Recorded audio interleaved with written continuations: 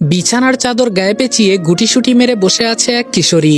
চাদরের বিভিন্ন জায়গায় ছোপ ছোপ রক্তের দাগ, চোখ মুখে ভয়ের ছাপ স্পষ্ট। অন্ধকার রাত, টিমটিম করে জ্বলছে মোমবাতিগুলো। পাশেই ছড়িয়ে ছিটিয়ে আছে বিভিন্ন সুগন্ধি ফুল। বারান্দায় ইজি চেয়ারে বসে একের পর এক সিগারেট পোড়াচ্ছে জিয়ান রেজা চৌধুরী। সদ্য পাইলটে জয়েন করেছে। বয়স 28-এর কোঠায় হলেও দেখতে 25 বছরের যুবক। লম্বা চওড়া শরীর, উজ্জ্বল বর্ণের গায়ের রং, ধূসর রাঙা চোখ। কিছু সময় পর উঠে এসে কিশোরীর সামনে বসলো। সিগারেটে শেষ টান দিয়ে ধোয়া নয়নার চোখে মুখে ছাড়লো। মোবাইলের টর্চ অন করে বলে বিয়ে হলে স্বামীর আদর সহ্য করতে হয়। তা কি জানো না? নয়না চুপ করে আছে। শরীরে অসহ্য ব্যথা, চোখ থেকে টুপটুপ করে অশ্রু ঝরছে। জিয়ান বলল, বয়স কত তোমার? নাম কি? নয়না তবুও চুপ করে আছে, চোখ থেকে অঝর ধারায় অশ্রু ঝরছে। জিয়ান রেগে বলে, বোবা নাকি তুমি? যেটা জিজ্ঞেস করলাম উত্তর দাও। নয়না তবুও মুখ থেকে কথা বের করলো না। জিয়ান নয়নার বাহু ধরে বলল, নাম জিজ্ঞেস করেছি তো, উত্তর দাও। নয়না কাপা কাপা কণ্ঠে বলল, সুনয়না। জিয়ান বলল, তোমার বোন কোথায়? নীলাঞ্জনা কোথায়? সুনয়না বলল, আমি জানি না। জিয়ান বলল, আমাকে বিয়ে কেন করলে? কবুল কেন বললে? তোমাকে শোপিসের মতো সাজিয়ে রাখার জন্য বিয়ে করিনি। ভালো না বাসলেও আমি প্রাপ্তবয়স্ক পুরুষ। আমার শারীরিক চাহিদা আছে, সেটা তো বউ হিসেবে তোমাকে পূরণ করতে হবে। কবুল যখন বলেছ তখন তো আর নিস্তার নেই। এটা বলেই নয়নাকে আবার কোলে তুলে নিল। নয়না কাঁদো কাঁদো কণ্ঠে বলে, প্লিজ আমাকে ছেড়ে দিন, আমি আর সহ্য করতে পারবো না। অনেক ব্লিডিং হচ্ছে, আমার পুরো শরীর ব্যথা করছে, প্লিজ ছেড়ে দিন। আর ব্যথা দেবেন না ভাইয়া। জিয়ান বলল, বয়স কত তোমার? সুনয়না বলল, ছেড়ে দিন আমাকে, আমি সত্যি বলছি আমি মরে যাব। জিয়ান নয়নাকে বেডে রেখে লাইট অন করলো। নয়না আরো ভালো করে নিজের শরীরে চাদর পেঁচিয়ে নিল। এলোমেলো চুল, ফর্সা চেহারাটা লাল হয়ে আছে, চোখে লেপটে আছে কাজল, ঠোঁট জোড়া ফুলে উঠেছে। মেয়েটাকে দেখে এবার মায়া হচ্ছে জিয়ানের। জেদের বসে এইটুকু মেয়ের সাথে জোর জবরদস্তি করা উচিত হয়নি। জিয়ান নরম স্বরে বলল, এখনো ব্লাড আসছে? নয়না মাথা নাড়িয়ে সম্মতি জানালো। জিয়ান বলল, ওয়াশরুমে যাও আর চেঞ্জ করে আসো। নয়না উঠতে যেয়ে হোঁচট খেয়ে পড়ে গেল। জিয়ান নয়নাকে কোলে তুলে ওয়াশরুমে নিয়ে আসলো। নয়নার শরীরে পানি লাগতেই শরীর জ্বলে উঠল। জিয়ান নয়নাকে শাওয়ারের নিচে দাঁড় করিয়ে দিয়ে বাহিরে চলে আসলো। বেডের পাশে বসে নিজের ফোনের স্ক্রিনে এক দৃষ্টিতে তাকিয়ে আছে। কি সুন্দর হাস্যোজ্জ্বল মুখখানা। কে বলবে এই মেয়েটি তাকে চরমভাবে ঠকিয়েছে? আসলেই কি স্বার্থের দুনিয়ায় ভালোবাসা ঠুনকো? এর মধ্যে শীতে কাঁপতে কাঁপতে জিয়ানের একটু দূরে দাঁড়িয়ে নয়না বলে, আমার প্যাড লাগবে। জিয়ান বলল, আমি কি তোমার চাকর? আমাকে কেন বলছো? নয়না জিয়ানের ভয়ে আরো 2 কদম পিছিয়ে যায়, যার ফলে নয়নার কাঁধ থেকে চাদরটা সরে যায়। ফর্সা কাঁধে তিলটা জলজল করছে। জিয়ান চোখ রাঙিয়ে বলে, তুমি কি ড্রেসও পরতে পারো না? এখন সেটাও আমাকে পরিয়ে দিতে হবে? নয়না চাদর শক্ত করে ধরে বলে, আমার ড্রেসও তো বাসায়। জিয়ান বলল, তাহলে তুমি এখানে কেন এসেছো? নয়না কিছু বলবে তার আগে জিয়ান নয়নার দিকে একটা টি শার্ট আর জিন্স বাড়িয়ে দিয়ে বলে, আজকের মতো ম্যানেজ করো, কালকে একটা ব্যবস্থা করব। নয়না বলল, কিন্তু প্যাড? জিয়ান বলল, প্যাড দিয়ে কি করবে? নয়না পায়ের নখ দিয়ে দেয়ালে আঁচড় কাটছে। জিয়ান বলল, বলো। নয়না মিনমিন করে বলল, পিরিয়ড। জিয়ান বলল, প্রথমবার তাই ব্লাড বের হয়েছে, এখন থেকে আর বের হবে না, চুপচাপ এগুলো পরে শুয়ে থাকো। নয়না ওয়াশরুমে এসে টি শার্ট পরতেই হাঁটুর নিচ পর্যন্ত ঢেকে গেল। 6 ফুট লম্বা চওড়া বডির টি শার্টের ভেতর নয়না ছানাপোনা। জিন্সটাও পরে 2 হাতে ধরে আবার রুমে আসলো। জিয়ান নয়নার দিকে একবার তাকালো, তাকিয়ে কোনো মতে নিজের হাসি চেপে রেখে বলে, বা পাশে শুয়ে পড়ো। নয়না চুপচাপ গুটিসুটি মেরে শুয়ে পড়ল। মাহফুজা বেগম বালিশে মুখ গুজে ফুপিয়ে কেঁদেই চলেছে। মাহবুব তালুকদার এবার উঠে বসলেন। বেড সাইডে থাকা সুইচ টিপ দিয়ে লাইট অন করলেন। ধমকের সুরে বললেন, সেই কখন থেকে মরা কান্না করছো? তা মরেছেটাকে? মাহফুজা বেগম বললেন, এই বাচ্চা মেয়েটাকে চোখের সামনে থেকে নিয়ে গেল, আর তুমি বলছো কে মরেছে? মাহবুব তালুকদার বললেন, মাহফুজা, কতবার বলেছি, মেয়েদের জন্মই হয় পরের ঘরের জন্য, আজকে না হয় কালকে পাঠাতেই হতো। মাহফুজা বেগম বললেন, তাই বলে আমার বাচ্চা মেয়েটাকে বিয়ে দিয়ে পাঠিয়ে দিবে? মাহবুব তালুকদার বললেন, আমি যা করেছি এই তালুকদার বংশের মান সম্মান আর ভালোর কথা চিন্তা করেই করেছি, আর তাছাড়া ছেলেও ভালো আর বংশীয়। মাহফুজা বেগম বললেন, সবসময় তুমি ভালোই করো, তবে সেটা তোমার ভাইয়ের জন্য নয়তো তার পরিবারের জন্য, কিন্তু সেসবে আমার মেয়েটাকে কেন কুরবানি দিলে? মাহবুব তালুকদার বললেন, আমার মেয়ে আর আমার ভাইয়ের মেয়ে আমার কাছে আলাদা না। নীলাঞ্জনা একটা ভুল করেছে, তার ভুলের জন্য আমরা শাস্তি দেব, কিন্তু সমাজের মানুষের কাছে নিজের মেয়ের সম্মান নিয়ে কথা উঠুক সেটা তো হতে দিতে পারি না। নাজিম চৌধুরীর যেমন নাম তেমন তার দাপট। তার একমাত্র ছেলে জিয়ান রেজা চৌধুরী। যদি তাদের প্রস্তাবে রাজি না হতাম তাহলে সমাজে মুখ দেখানোর মতো অবস্থা তারা রাখতো না। মাহফুজা বেগম বললেন, বাহ, নিজের ভাইয়ের মেয়ের সম্মান রক্ষা করার জন্য নিজের মেয়ের জীবন বলি দিয়ে দিলে। মাহবুব তালুকদার বললেন, বলি কেন বলছো? মেয়ে আমার ভালো থাকবে। মাহফুজা বেগম বললেন, তা তো থাকবেই। এখনো এসএসসির গণ্ডি পেরোতে পারলো না, সেই মেয়েকে একটা প্রাপ্তবয়স্ক পাইলটের গলায় ঝুলিয়ে দিলে। এখন বলছো মেয়ে আমার ভালো থাকবে। তুমি কি সত্যি সুনয়নার নিজের বাবা? এমন বাবা যেন কোনো মেয়ের না হয়। মাহবুব তালুকদার বললেন, হ্যাঁ, আমি পৃথিবীর সবচেয়ে স্বার্থপর বাবা।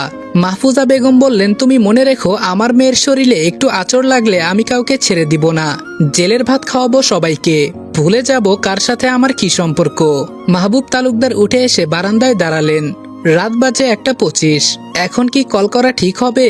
7-5 ভাবতে ভাবতে কল করে বসলেন নাজিম সাহেবকে। নাজিম সাহেব ভ্রুকুচকে কলটা রিসিভ করলেন। গম্ভীর কণ্ঠে বললেন, এখন আর কি বলার বাকি আছে তালুকদার সাহেব? মাহবুব তালুকদার বললেন, রাগ অভিমান করাটা স্বাভাবিক, কিন্তু ভাগ্যের খেলা আমাদের তো বোঝা দেয়।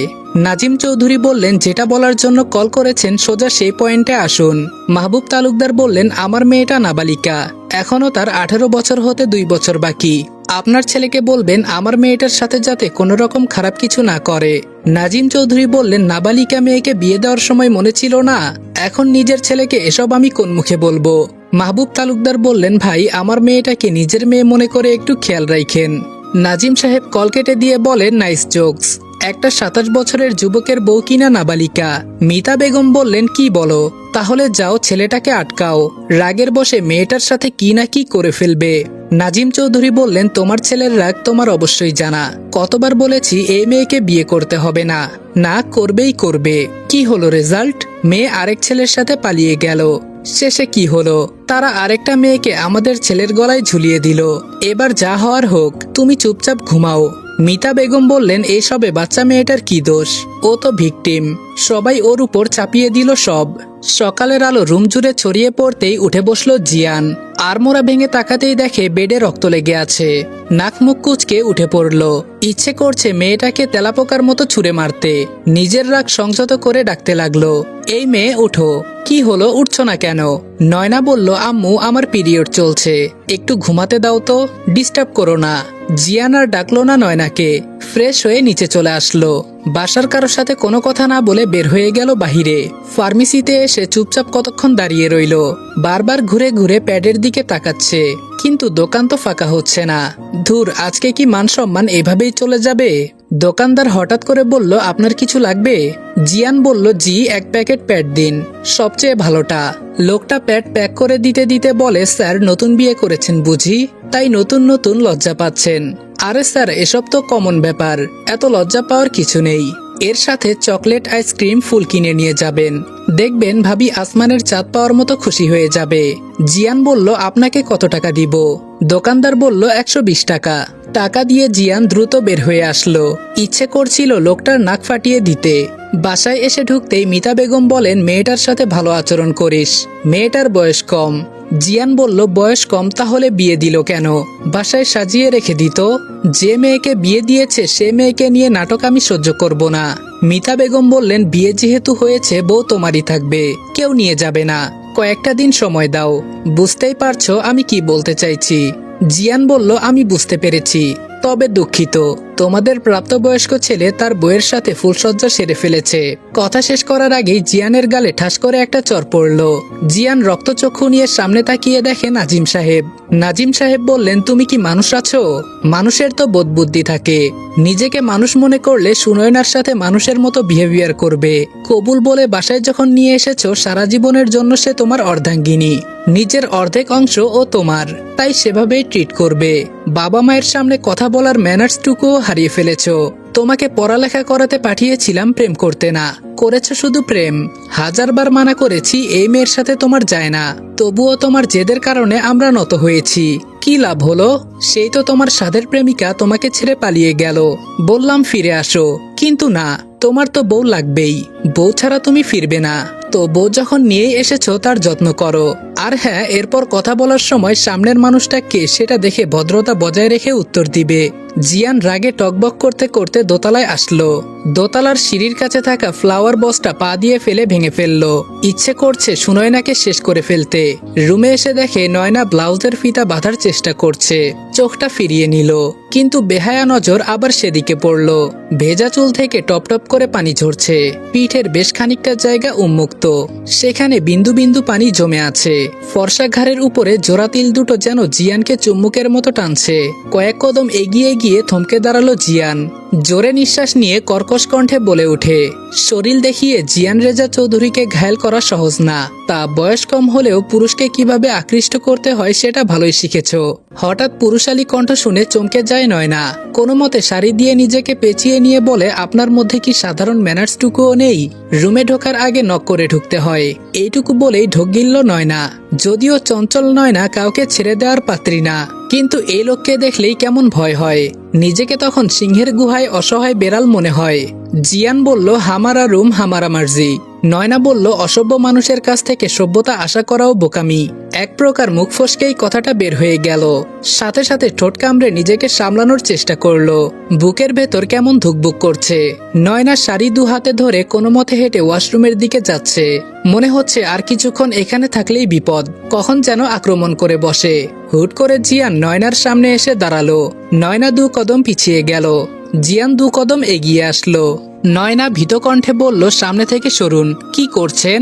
জিয়ান হুট করে সারি ভেদ করে নয়নার উন্মুক্ত কোমর আঁকড়ে ধরে নয়নাকে নিজের অনেকটা কাছে নিয়ে আসলো। নয়না চোখ বন্ধ করে নিল। হার্ট এত জোরে বিট করছে মনে হচ্ছে কেউ তবলা বাজাচ্ছে। ভেঙে ভেঙে বলল, প্লিজ ছাড়ুন। জিয়ান বলল, অসভ্যতা করা এখনো বাকি। এটা বলেই নয়নাকে ঘুরিয়ে নয়নার পিঠ নিজের বুকের সাথে মিশিয়ে নয়নার কাঁধে মাথা রেখে বলে, বড্ড আদুরে তুমি। বিয়ে যখন হয়েছে বাসরটাও সেরে ফেলি। এত কিউট টেডি বিয়ারের মতো বউকে আদরে আদরে ভরিয়ে দিতে হয়। কে জানে এই বিয়ে কয়দিন টেকে। নয়নার বন্ধ চোখের কার্নিশ বেয়ে অশ্রু গড়িয়ে পড়ছে। হুট করে জিয়ান নয়নাকে ছেড়ে দিয়ে বলে, তোর মতো মেয়ের দিকে জিয়ান চৌধুরী নজর তো দূরে ফিরেও তাকায় না। এটা বলেই ধাক্কা দিয়ে বেডে ফেলে দিয়ে বলে, আগামীকাল রিসিপশনের পরে তোমার ছায়া যেন এই বাড়িতে না পড়ে। হঠাৎ করে এমন হয় শাড়ি পুরোটা এলোমেলো হয়ে গেল। জিয়ান এক পলক তাকিয়ে চোখ সরিয়ে নিয়ে বলল, টেবিলের উপর প্যাড রাখা, আমি বের হচ্ছি, তাড়াতাড়ি শাড়ি ঠিক করো। জিয়ান রুম থেকে বের হতেই নয়না শাড়ি পেঁচাতে লাগলো। না, কোনোভাবে আগামাথা মেলাতে পারছে না। ধুর, এসব শাড়ি ফাড়ি আমাকে দিয়ে পরা হবে না। কিন্তু আমি পরবো কি? কোনো ড্রেসও তো আনা হয়নি। গালে হাত দিয়ে কতক্ষণ ভাবলো, তারপর নিজের বুদ্ধি কাজে লাগিয়ে পরার মতো ড্রেস বানিয়ে নিল। প্যাড হাতে নিয়ে বেশ অবাক হলো। প্যাডের সাথে একটা ব্যাগে কিটক্যাট আর ডেইরি মিল্ক চকলেট দেখে বেশ অবাক হলো নয়না।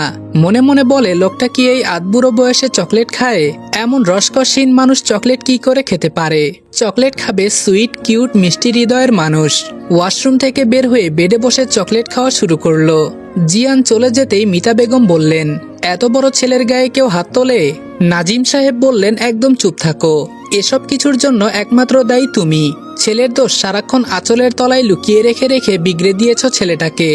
বয়স? বাবা মায়ের সামনে বয়স আবার কি? অন্যায় দেখলেই কানের নিচে ঠাটিয়ে লাগিয়ে দিলে আজকে এই পরিস্থিতির সম্মুখীন হতে হতো না। আর হ্যাঁ, ওই বাড়িতে কল করে বলে দাও কালকে এখানে রিসিপশন। সো এখানে এসে যেন কালকে কোনো নাটক ক্রিয়েট না করে। এখানকার কেউ তো জানে না এক মেয়ে পালিয়ে গিয়েছে বলে আরেক মেয়েকে ঘাড়ে চাপিয়ে দিয়েছি। চৌধুরী পরিবার হাতছাড়া তো করা যায় না।